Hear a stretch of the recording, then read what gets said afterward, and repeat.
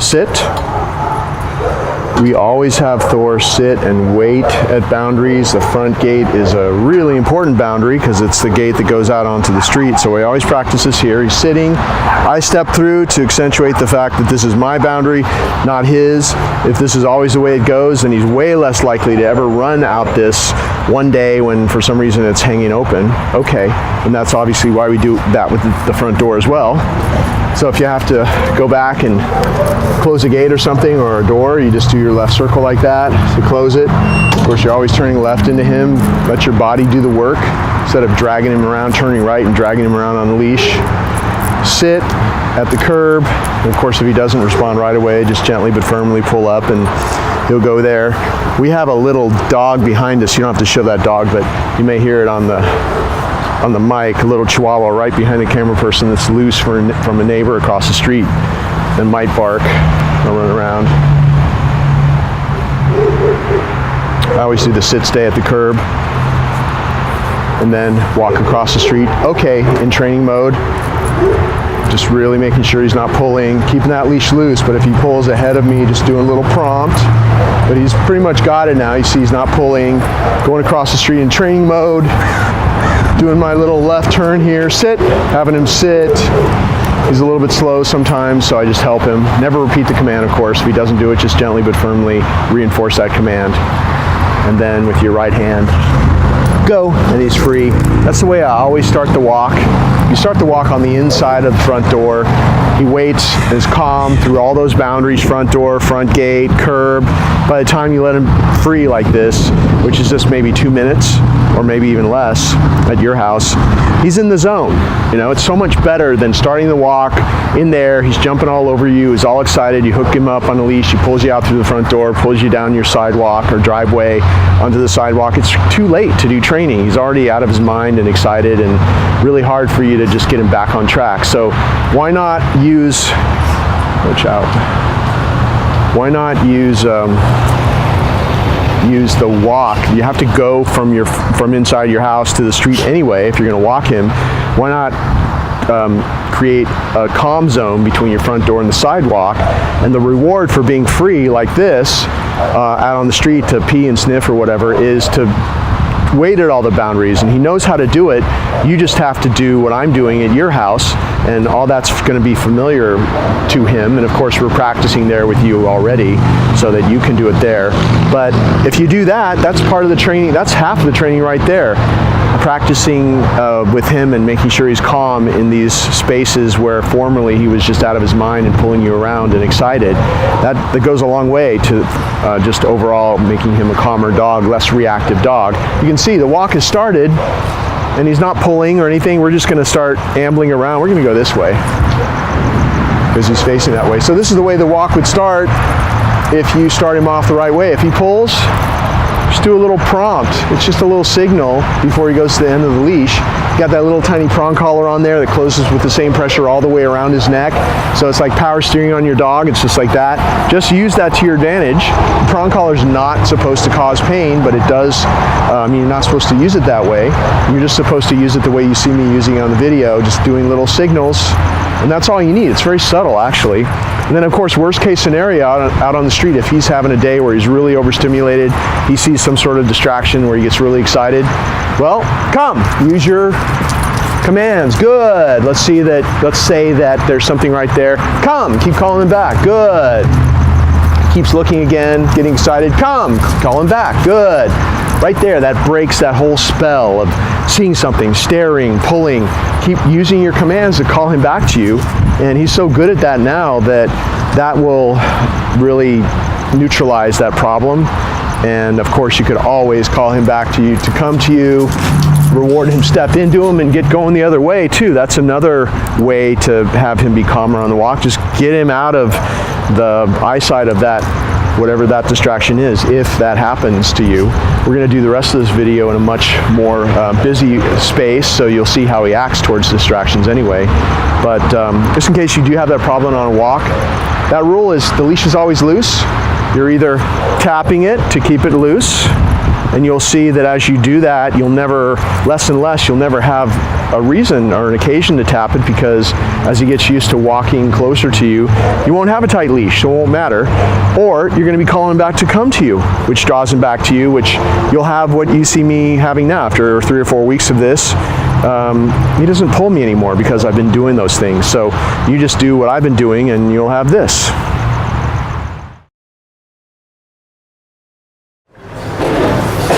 Circle. Sit. Good. We only say the command once. Stay is built into sit. So I don't say stay. I've never said stay to him. It's much more effective to just teach him, hey, to wait. When I say SIT, it means to wait there till I come back and release you. Right now we're doing it in a pretty busy place with a lot of noises and carts, and just pan over there and just show the kind of stuff that is walking past. I thought they were coming our way, but anyway. You know, we always practice out in public where there's a lot of noises, because he had a problem with noises in the past, from what I hear. But he's greatly been desensitized to that. If he ever got up before you released him, you say no. Let's pretend he popped up. Okay, let's pretend he got up. You say no, you do your little left circle and put him back. So you just do your circle, gently but firmly put him back. So you say no, put him back. Don't say SIT again. You already said it once. You want him to know that the first time you said it, you meant it, even if it means for a couple of minutes. The way that you release that hello, and then the way you release him is go. Beautiful. Yeah. He, right? He's a boy, yeah. Down. I thought he was going to hesitate, so I started to raise my foot, but I think he was going to drop down. But if he ever hesitates, and of course we never repeat any command, for down you just lift your foot. It started originally when he didn't really know down. I would gently but firmly apply a little bit of pressure and he would go down. I never forced him down. If he hesitated, I would just apply a little bit of pressure and then he would decide to collapse into a down. But now I just do it without the foot, and it's a great way to just remind him if for some reason he's a little bit discombobulated or overexcited when you tell him to do a down, then this reminds him you don't even have to touch the leash anymore. And also you save your back. You don't have to point, snap your fingers or any of that kind of stuff. Just use your foot like that. Keep your back straight. Stay is built into down, so you don't have to say stay. We don't say stay. I've never said stay. I've taught him that down means to stay. So he's waiting for me to release him. So we're teaching him to just wait for the release command. If he pops up before you release him, it's okay. You can. It's okay. Yeah, sure, it's fine. We want people to walk past. If he pops up before you release him, you just say no.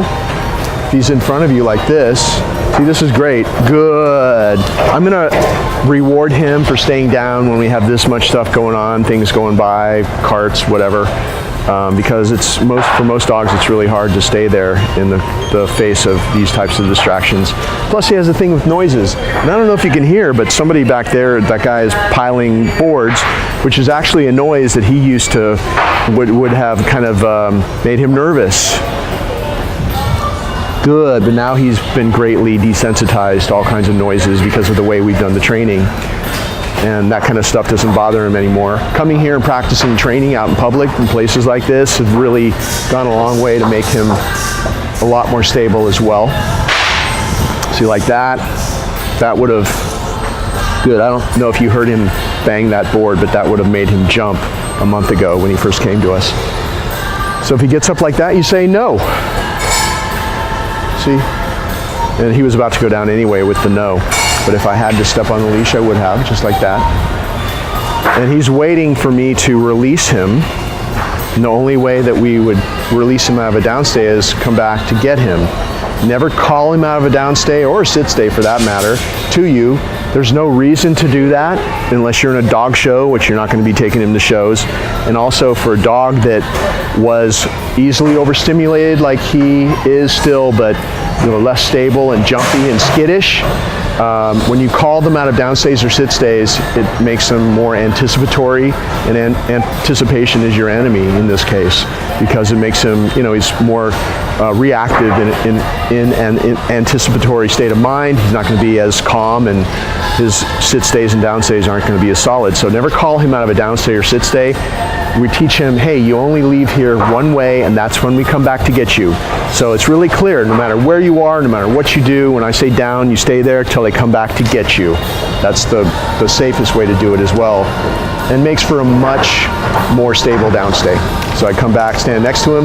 Okay, sit. If I'm going to release him, you always release him up, have him sit, release him from a calm sit stay. Go. And now he's free.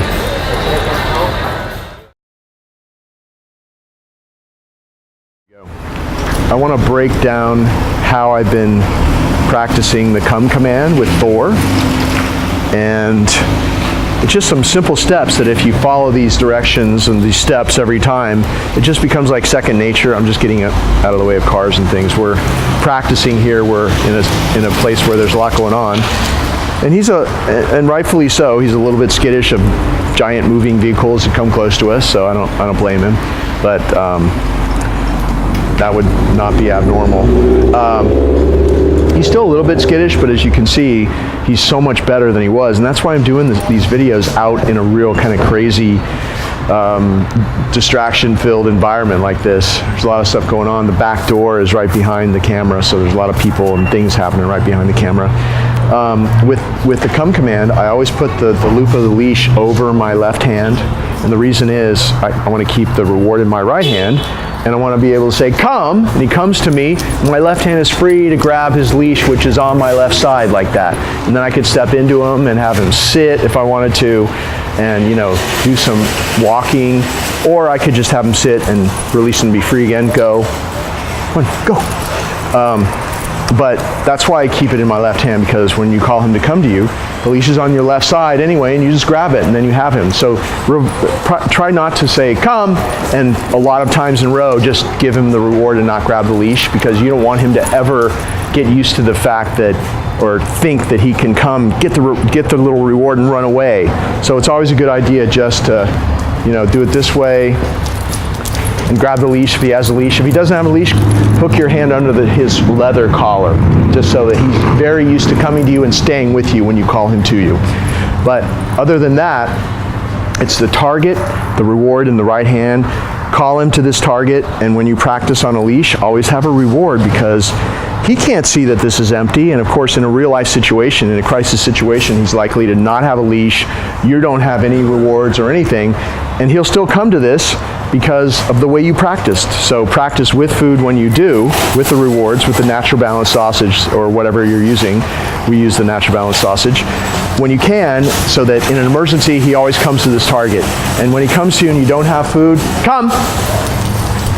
Good boy, just love him up. Make a big deal out of him coming to you, give him a lot of attention, extra affection, and he'll barely miss the fact that there was no reward. So that's why we use this closed hand as a target, not a half open hand, nothing like that. It's a real fist, because he'll see that there's no food in there if you have an open hand, obviously. Call him to this target. Also, back away. When you back away, the dog's drawn to you. I didn't even say the command. See how this works? He can't help himself. Whenever you back away, the dog's drawn to you. Good boy. That's why when you call him to come to you, you want to back away, because it causes him to rush to you. If that's the way you practice, later on in a crisis situation, when your back's to the wall or to a curb or something, he'll rush to you because of the way you practiced, and you can't, even though you can't back away. So you practice in a way that you want it to be, and then it goes that way in an emergency. That's the whole reason why we're doing this. And of course, if he ever doesn't respond, you never repeat the command. You just do a little prompt on the leash, and he'll turn around and back away. Good. All the dog knows is they heard the command once, and they ended up coming there. Something good happens. So of course, as with all the other commands, you never repeat the command. And if you're practicing your training, you're always doing it on a leash, so that if he doesn't do it the first time, you reinforce it gently but firmly, so that one day he will be off-leash trained if you continue this and do it consistently. Okay, but let's go.